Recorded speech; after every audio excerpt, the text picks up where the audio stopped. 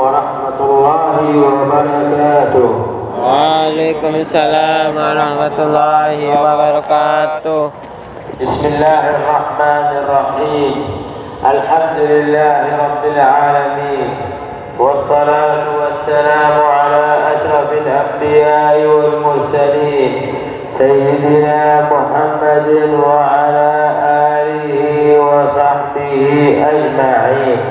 اللهم صل على سيدنا محمد الفاتح لما أغلق والخاتم لما سبق ناصر الحق بالحق والهادي إلى صراطك المستقيم وعلى آله وصحبه حق قدره ومقداره العظيم. ثم أما بعد، نحمد الله عز وجل أن جمعنا بكم مرة أخرى في هذه السنة المباركة وفي هذا الشهر المبارك وفي هذا الحول المبارك حول الشيخ زين الدين الأول عبد المجيد رحمه الله تعالى وأسكنه فسيح جناته ومدنا اللهم من مدده وأنواره وأسراره وبركاته ونفحاته اللهم آمين. Assalamualaikum warahmatullahi wabarakatuh. Alhamdulillah wa sallallahu wa sallam ala sayyidina Rasulillah wa alihi wa sahbihi wa mawalah. Wa la hawla wa la quwwata illa billah. Guru kita Sayyid Dr. Muhammad bin Ahmad Ar-Ruqaimi hafizahullah ta'ala wa ra'ah. Beliau sangat bersyukur kepada Allah Subhanahu wa taala yang telah mengumpulkan kita di tahun yang sangat berkah, di bulan yang sangat berkah, di haul guru besar kita Al-Maghfurullah Maulana Syekh Al-Alim Al-Allamah Al-Arif Billah Qutb Al-Aqtab, yaitu guru besar kita Maulana Syekh dan Guru Kiai Haji Muhammad Zainuddin Abdul Majid Hamdanwadi yang pertama. Ini haul beliau yang ke-26, sekaligus kita rangkaikan dengan pengajian akbar Hultah Madrasah MWDI yang ke-88. Beliau sangat bersyukur kembali kita dipertemukan oleh Allah Subhanahu wa taala pada momentum yang luar biasa dengan penuh keberkahan. Beliau juga mendoakan semoga guru besar kita Al-Maghfurullah Maulana Syekh Allah Subhanahu wa taala tempatkan beliau di tempat yang semulia-mulianya, diangkat derajat beliau, dan mudah-mudahan kita tercurahkan keberkahan, cahaya, karamah, rahasia-rahasia hikmah dari guru besar kita Al-Maghfurullah Maulana Syekh. Thumma nashkuru ummana al-mujahid al-bar al-nasik al-hajah Siti Raihanun Zainuddin Abdul Majid wa Syekh Zainuddin Al-Thani wa Syekh Al-Fatihin وكذلك الشيخ زين عبد الحنان على استضافتهم لنا في هذه المناسبة المباركة. وكما قال رسول الله صلى الله عليه وآله وسلم لا يشكر الله من لا يشكر الناس، فمن باب أداء والاعتراف بالفضل نشكرهم على استضافتهم لنا في هذه الحولية المباركة، فجزاهم الله عنا كل خير وجزاهم الله عنا وعن والدنا السيد أحمد الرقيمي رحمه الله تعالى كل خير. Beliau tidak lupa menyampaikan penghormatan dan kesyukuran terutama kepada Rais Am dan Besar Pengurus Besar Nahdlatul Wathon, Ummuna Al-Mujahidah An-Nasikah Al-Barrah, Ummuna Hajjah Siti Raihanun Zainuddin Abdul Majid, dan Ketua Umum Pengurus Besar Nahdlatul Wathon Maulana Syekh Hamdan Wadidwan, Maulana Syekh Tuan Guru Ki Haji Al-Gede Muhammad Zain Al-Thani LCMPDI, dan kepada Ketua Pengurus Wilayah Nahdlatul Wathon Nusa Tenggara Barat yaitu Tuan Guru Haji Al-Gede Muhammad Khairul Fatihin, dan beliau juga menyampaikan terima kasih kepada Ayahanda Mukarram Tuan Guru, di mana dengan undangan beliau semua, beliau bisa sampai di tempat ini untuk menghadiri khultah Madrasah MWDI yang ke-88, dan beliau berdoa kepada Allah Subhanahu wa taala semoga beliau semua dan kita semua selalu diberikan kesehatan, keafiatan, dipanjangkan umur kita, dan mudah-mudahan beliau selalu mendoakan kita, dan keberkahan beliau tentunya kita harapkan. Kemudian beliau menyampaikan terima kasih. Tentunya ucapan terima kasih ini sebagai bentuk implementasi daripada hadis Rasulullah SAW. Rasulullah SAW dalam salah satu hadis beliau bersabda, "Man la yashkurillah, man lam yashkurin nas." Tidak dikatakan orang itu bersyukur kepada Allah Subhanahu wa taala kalau tidak bisa bersyukur kepada orang-orang yang berjasa kepadanya, terutama kepada guru-guru kita, terutama kepada orang tua kita. Wabil khusus beliau tadi mendoakan juga, dan kita doakan, yaitu kepada guru kami, yaitu Syekh Hamamah Al-Arif Billah Al-Faqih Al-Muhaddis Syekh Sayyid Ahmad Ar-Rukaimi rahimahullahu ta'ala wa ardhah wa nafa'ana bi'ulumihi wa anwarihi wa asrarihi fid dharain. Amin. Kita bacakan beliau Fatihah untuk orang tua beliau. Oke, mudah-mudahan semua dan semua guru-guru kita, guru besar kita, maafullah maulana Syekh, ya kita doakan beliau semua dengan kita bacakan Fatihah sekali lagi. Al-Fatihah. Bismillahirrahmanirrahim. Alhamdulillahirabbil alamin arrahmanir rahim maliki yaumiddin. Iyyaka na'budu wa iyyaka nasta'in. Shiratal ladzina an'amta 'alaihim. ثم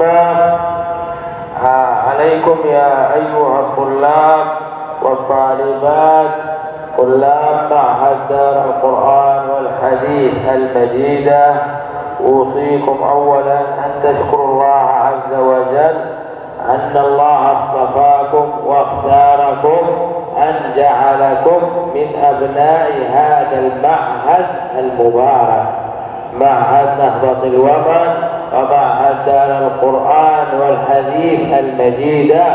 هذه معاهد نهضة الوطن التي هي ممتدة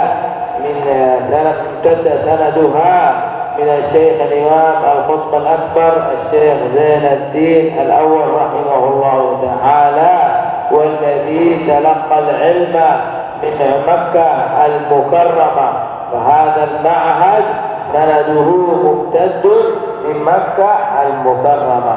فاحمدوا الله أن جعلكم تحت راية هذا المعهد وهذا الصرح العلمي الذي يمتد سنده من مكة المكرمة قبلة الصلاة وقبلة العلم. Yang patut kita banggakan, kita dipilih sebagai tulab talibat. Allah Subhanahu wa taala memilih kita, menjadikan kita, mentakdirkan kita bisa menjadi tulab talibat yang belajar menimba ilmu di Ma'had Darul Quran wal Hadis Al-Majliyah Asy-Syafi'iyah Nahdlatul Wathon. Begitu juga di pondok-pondok pesantren di bawah naungan organisasi Nahdlatul Wathon. Ini patut kita syukuri dan wajib kita bersyukur. Beliau berwasiat kepada kita tadi, yang menyampaikan amanah wasiat agar kita selalu bersyukur kepada Allah Subhanahu wa taala. Karena tidak semua orang diberikan nikmat yang mulia ini. Orang yang terpilih, orang yang dipilih, berarti ya orang-orang itu adalah orang-orang yang mulia. Maka bersyukurlah kita semua, Allah Subhanahu wa taala menjadikan kita orang-orang yang bisa menimba ilmu dengan sanad yang bersambung kepada guru besar kita Al-Maghfurullah Maulana Syekh, dengan sambung sanad beliau sampai kepada guru-guru beliau, sampai kepada Rasulullah Shallallahu Alaihi Wasallam. Dan pancaran ilmu itu tentunya bersumber dari Makkah Al-Mukarramah, di mana beliau banyak menimba ilmu. Kemudian ilmu yang telah beliau timba atau beliau tuntut cari di Makkah Al-Mukarramah, beliau ajarkan kepada kita semua turun temurun. Mudah-mudahan ya kita semua ini ya bisa mendapatkan keberkahan dari sanad yang bersambung sampai kepada Rasulullah Sallallahu Alaihi Wasallam. ثم نوصيكم بأن تجددوا النيات في طلب العلم.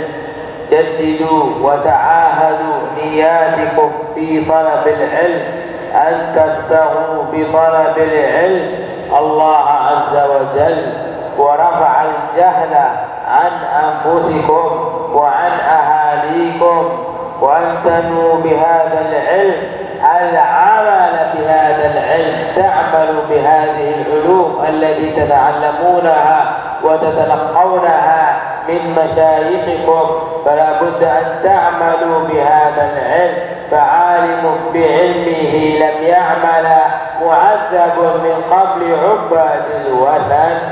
فاعملوا بهذا العلم ثم انشروا هذا العلم وانفعوا به أقرانكم وأصدقاءكم وجيرانكم وإخوانكم وأهاليكم وأهل بيتكم، فعلموهم العلوم التي تتلقونها في هذا المعهد المبارك، وجددوا بها نياتكم أن يكون العلم لأجل الله، لا لأجل غرض من الدنيا ولا لأجل وجاهة، إنما العلم لله ورفع الجهل عن أنفسكم.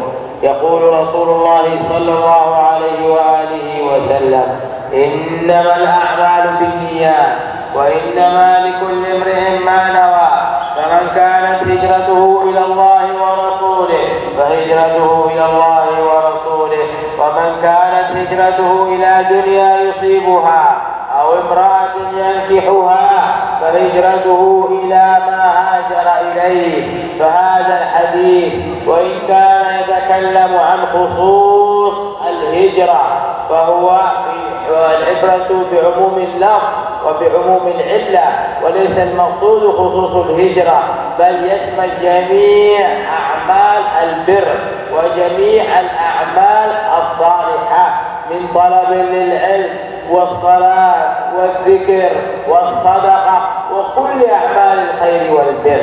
فكل ما عمل أبتغيت به وجه الله تنال أجره عند الله عز وجل، وكل عمل أشركت فيه غير الله فلا ثواب لك فيه.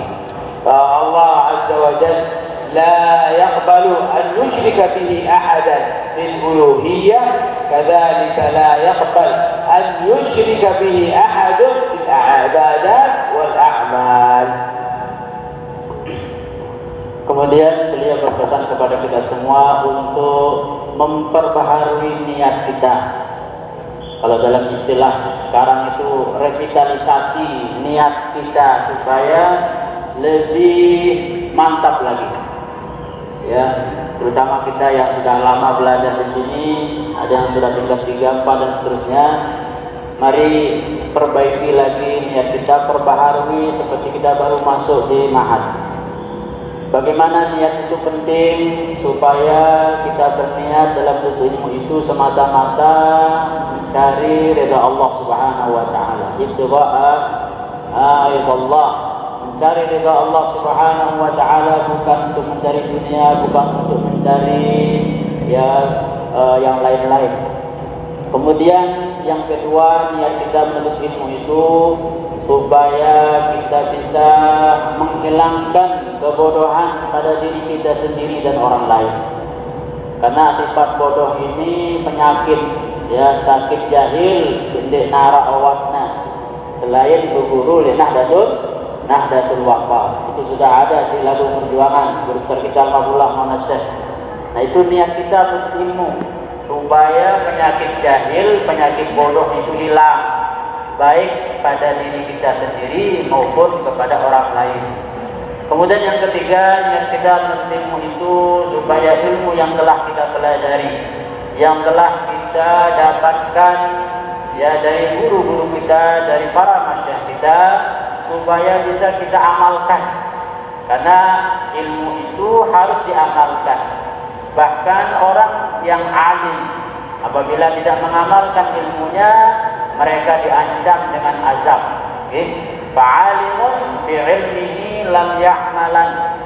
Orang-orang yang alim, yang sudah belajar ilmu, yang sudah lama mempelajari kitab, tetapi tidak mengamalkan ilmunya, atau malah ya melanggar ilmu-ilmunya. Mu'azzabun min qabli 'ubbad. Mereka ya lebih dahulu diazab daripada orang-orang yang menyembah berhala. Nah ini ada dalam kitab Zubat. Nah itu yang beliau tekankan tadi, supaya kita betul-betul ya sebagai ahli ilmu, penuntut ilmu, betul-betul menjaga akhlak kita, pergaulan kita terutama. Ya, bagaimana kita ya berteman dengan orang-orang yang baik, kita juga jadi orang baik, akhlak kita baik. Semua ilmu yang kita dapatkan dari para masyayikh kita, mari kita amalkan, ya, terutama sholat dan sebagainya kita amalkan. Ya. Kemudian yang berikutnya beliau menyampaikan salah satu dasar ya wajibnya kita berniat dalam semua amal perbuatan kita itu adalah hadis Rasulullah SAW ya di dalam Sahih Bukhari, innamal a'malu binniyat wa innama likulli imrin ma nawa. Sesungguhnya segala amal perbuatan itu tergantung niatnya, dan semua orang akan memperoleh dari ibadahnya, dari amalnya itu tergantung niatnya. Faman kanat hijratuhu ila Allah wa rasulihi fa hijratuhu ila Allah wa rasulihi. Kalau ada yang orang yang hijrah, ya hijrah dari Mekah ke Madinah, tujuannya untuk Allah dan Rasulnya, mengiringi perjuangan beliau, fa hijratuhu ila Allah wa rasulihi, maka dia akan mendapatkan pahala, mendapatkan ridha Allah Subhanahu wa taala, ridha Rasulullah sallallahu alaihi wasallam. Wa man kanat hijratuhu lidunya yusibuha imra'atin yankihuha. Dan barang siapa yang berhijrah tujuannya untuk dunia atau mengejar wanita yang dia cintai, ya misalnya dia masuk rumah hatinya dari orang yang dia cintai, bukan dari belajar tapi dari wanita misalnya. Nah maka nggak dapat dia pahala belajar, ya dapatnya pahala ya. Ya. Nah itu bahayanya itu, kalau niat kita itu rusak. Ya, kalau niat kita itu rusak, oleh karena itu perbaiki niat kita masing-masing, ya supaya betul-betul murni dari hati kita itu betul-betul lillahi ta'ala. Allah Subhanahu wa ta'ala kata beliau tadi tidak ingin ya orang-orang itu melakukan kesyirikan. Seorang hamba tidak boleh melakukan persekutuan baik dalam masalah uluhiyah, dalam ketuhanan maupun dalam masalah ibadah, terutama dalam belajar. Tak boleh kita niat yang lain-lain, ya semata-mata niat kita hanya kepada Allah Subhanahu wa ta'ala, dan kita niatkan ilmu yang kita pelajari mudah-mudahan kita bisa jadikan sebagai modal kita berjuang untuk Nahdlatul Waqaf. Untuk Nahdlatul Waqaf. ثم إنكم في طلبكم للعلم أنتم في عبادة عظيمة، وأفضل العبادة بعد الفرائض طلب العلم، فإن طلب العلم فريضة على كل مسلم ومسلمة. وإن الملائكة لتضع أجنحتها لطالب العلم رضا له بما يصنع، فكأنها تسجد لك، لأن الوضع الجناح فيه انخفاض. وكما قد سجدت من قبل سيدنا آدم عليه السلام لأجل علمه وعلم آدم الأسماء كلها. بعد أن علم سيدنا آدم وعلمه الله أمر الملائكة أن تسجد له إجلالا لعلمه. وكذلك أنتم حينما تتعلمون العلم فالملائكة كأنها تسجد لكم إجلالا لهذا العلم المبارك. فاحمدوا الله عز وجل أن أختاركم في سنكم هذا وفي وقتكم هذا أن كنتم طلبة علم. Selanjutnya beliau menyampaikan amal yang paling utama adalah menuntut ilmu. Karena menuntut ilmu itu fardu ain, ya. Talabul ilmi fardhatun 'ala kulli muslimin wa muslimatin. Menuntut ilmu itu fardu ain untuk laki maupun perempuan. Wa innal malaikata la tad'u ajnihataha li talibil ilmi radhi ma yasma.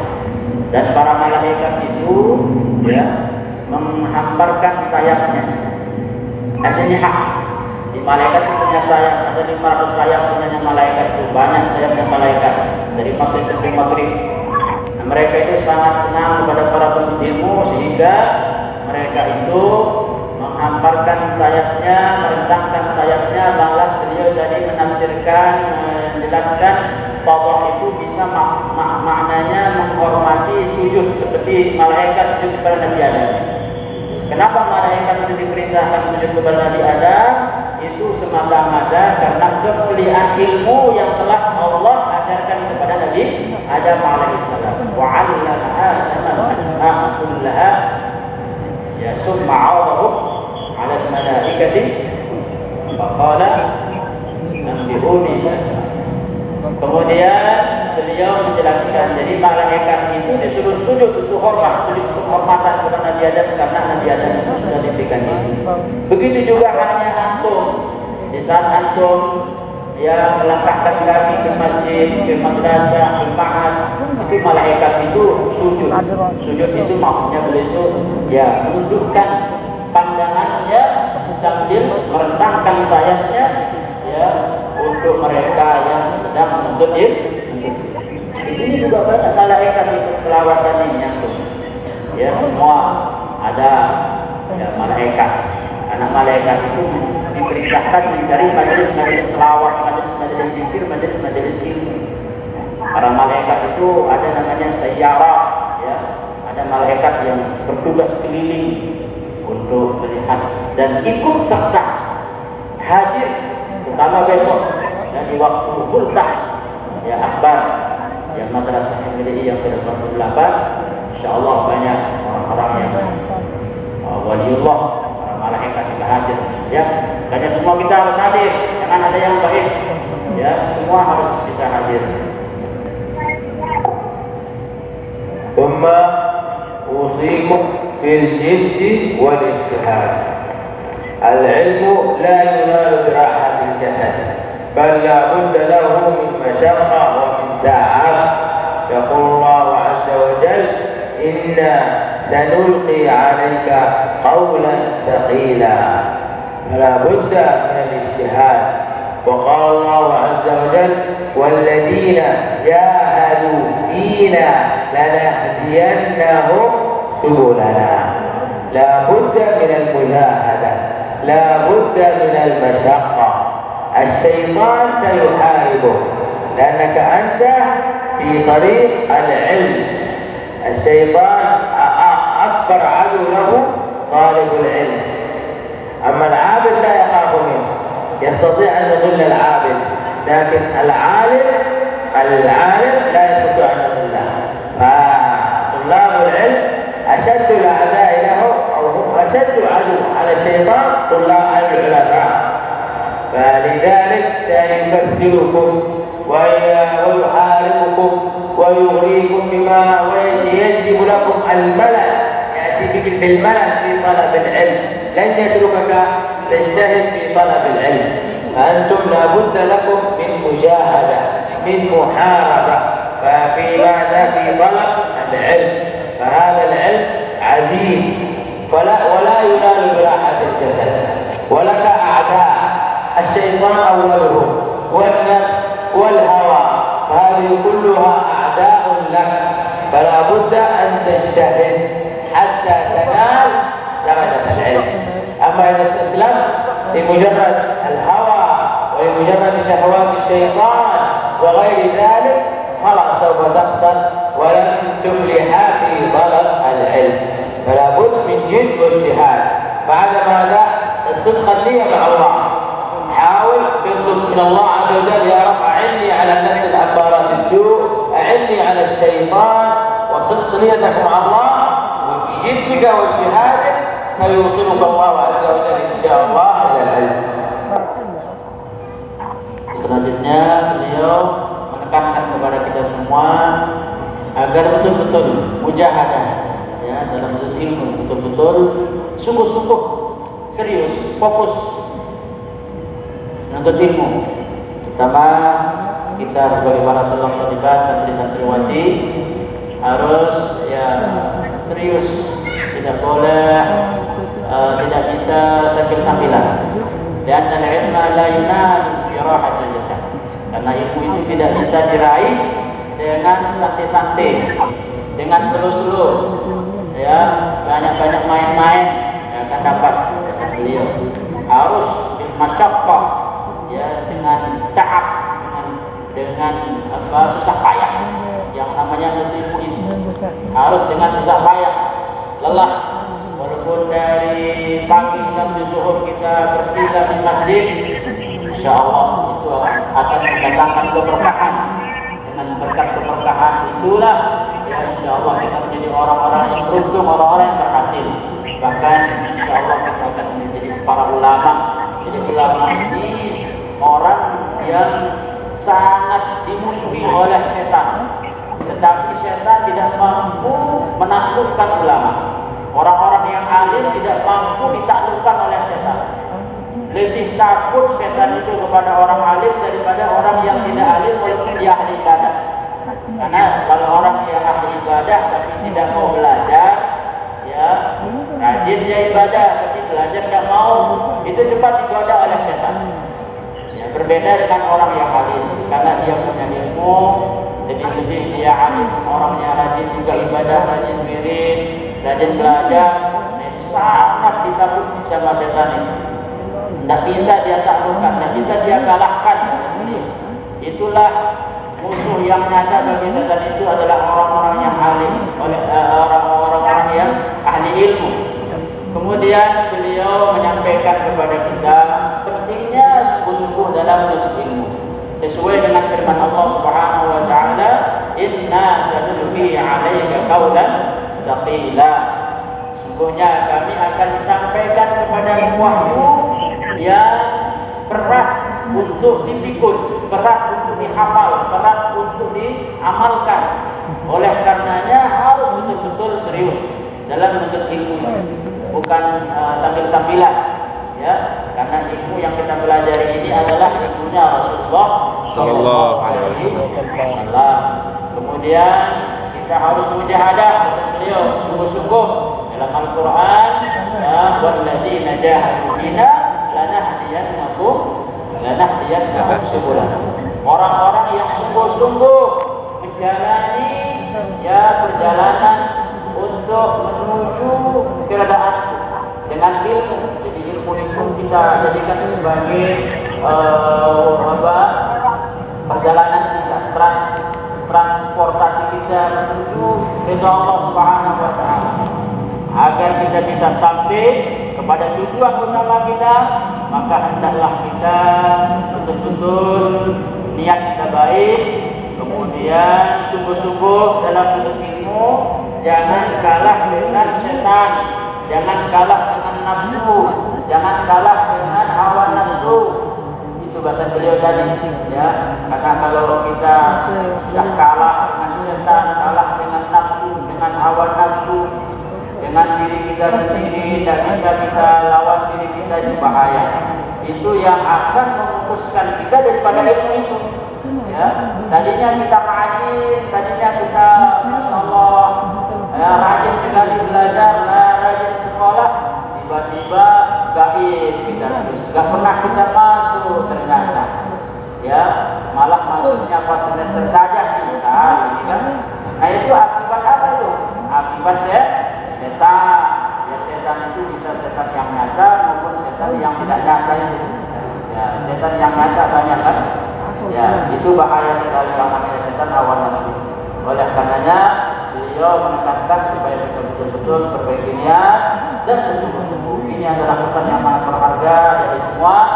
Mari momentum kultah ini, ya mari kita betul-betul ya, dengar apa yang beliau sampaikan, kita bisa amalkan mudah-mudahan. في الأثر لفقيه واحد أشد على الشيطان من 100 عابد، وفي رواية 1000 عابد. وكذلك قد حصل قصة مع الشيخ عبد القادر الجيلاني حينما تمثل الشيطان له بصورة نور فقال أنا ربك وقد أسقطت عليك التكاليف، فقال الشيخ عبد القادر الجيلاني رضي الله عنه خسئت يا عدو الله، فعرف أن هذا شيطان وليس نور رباني أو نور رحماني. فقام الشيطان قال كيف عرفت ذلك أنني شيطان ولست بنور من الله أو نور ملك؟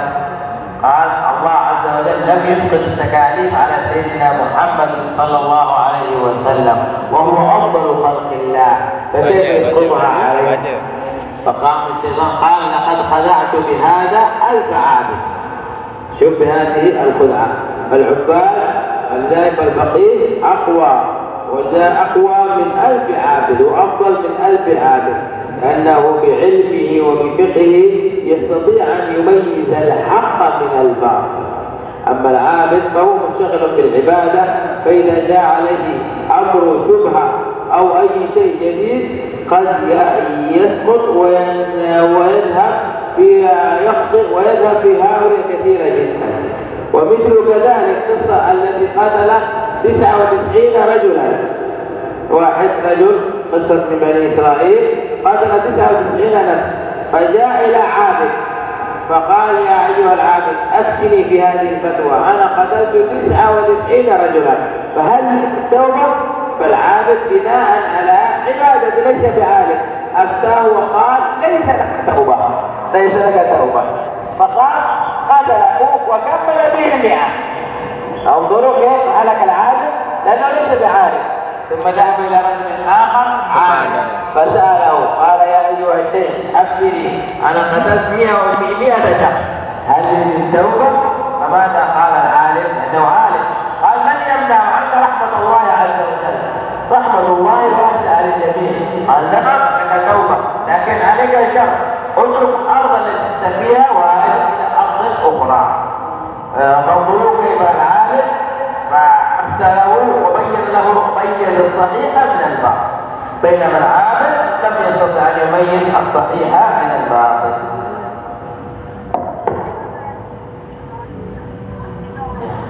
Sebelumnya mohon maaf ya, panjang capek dulu. Berikutnya beliau menyampaikan pentingnya kita menuntut ilmu agama, terutama ilmu fikih. Sebab al-faqih, orang yang ahli fikih, bisa membedakan mana yang halal, mana yang haram, mana yang sah, mana yang batal, mana yang sunnah, mana yang makruh. Itu kan orang yang faqih. Faqihun wahidun asyaddu 'ala syaitan min 1000 'abid. Satu orang yang faqih lebih berat, ya lebih sulit digoda oleh setan daripada ya 1000 'abid, 1000 orang yang ahli ibadah tapi tidak faqih. Misalnya dia ahli ibadah, dia tidak faqih, dia bisa bedakan mana yang membatalkan wudu, mana yang tidak membatalkan wudu, dan dia bisa bedakan. Itu mudah dipelesetkan oleh setan. Dan beliau mengisahkan kepada kita, yaitu kisah salah seorang imam besar, yaitu Syekh Abdul Qadir Al-Jilani. Beliau pernah didatangi oleh setan, mengaku dia sebagai sekarang karena engkau sudah melampaui maqam yang paling tinggi, maka sekarang saya berikan kamu ya gratis untuk tidak ibadah lagi, tidak sholat. Mana yang baru itu saya gugurkan, saya bolehkan kamu tidak mengerjakannya. Kata setan ini mengaku dirinya sebagai Tuhan. Jadi saat Syekh Abdul Qadir Jailani sedang ini sedang apa kata Syekh Abdul Qadir Jailani, ya kamu ini orang yang sangat jelek. Beliau celah setan. Kamu mengaku-ngaku sebagai Tuhan, padahal kamu ini setan. Dari mana engkau tahu saya ini setan? Kata si iblis ini, setan ini. Dari mana kamu tahu saya ini setan? Saya tahu bahwa Rasulullah SAW walaupun beliau itu paling ma'rifat kepada Allah, tetapi beliau tidak pernah diberikan ya dispensasi untuk meninggalkan sholat. Beliau tidak pernah diberikan keringanan untuk meninggalkan sholat. Sampai beliau wafat, beliau tetap melaksanakan sholat, malah beliau sholat berjamaah. Ya, ibadah, tetap beliau ibadah. Bahkan beliau berpesan kepada kita untuk selalu melaksanakan sholat. Walaupun beliau paling tinggi maqamnya di hadapan Allah Subhanahu wa taala, dari Allah tidak pernah menggugurkan kewajiban yang namanya fardu. Itu yang disampaikan kepada kita tadi. Artinya ya pentingnya kita belajar ilmu fikih agar kita tahu mana godaan setan, mana cahaya Tuhan. Kemudian yang terakhir tadi beliau menyampaikan kisah seorang laki-laki yang pernah membunuh ya 99 orang. Kemudian dia menemui orang ahli ibadah, bertanya, wahai ahli ibadah, apakah ada peluang saya untuk bertobat? Karena sudah saya membunuh 99 orang, adakah peluang saya untuk bertobat, diterima tobat saya oleh Allah? Apa kata ibadah ini? Sudah terlalu banyak membunuh orang, tidak ada lagi untuk tobat. Akhirnya kecewalah orang yang suka membunuh ini, kan dibunuhlah dia, genap jadi 100. Tadinya 99 jadi 100. Tapi dia tidak putus asa. Pergi dia lagi kepada salah seorang yang ahli ilmu. Nah ini orang ahli ilmu lagi, selamat. Bagaimana saya tunas pertanyaan? Saya sudah membunuh 100 orang, apakah ada jalan saya bertobat? Itu pertanyaan. Maka jawabannya ya bahwa rahmat Allah itu sangat luas, pintu taubat itu dibuka selebar-lebarnya. Allah Maha Pengampun, memberikan harapan. Karena ini orang mau bertobat kepada Allah Subhanahu wa taala, diberikan dia harapan untuk bertobat. Tapi diberikan saran supaya dia tinggalkan kampungnya, pindah ke tempat yang lain supaya dia betul-betul bertobat kepada Allah Subhanahu wa taala. Di terakhir beliau tadi menekankan kepada kita semua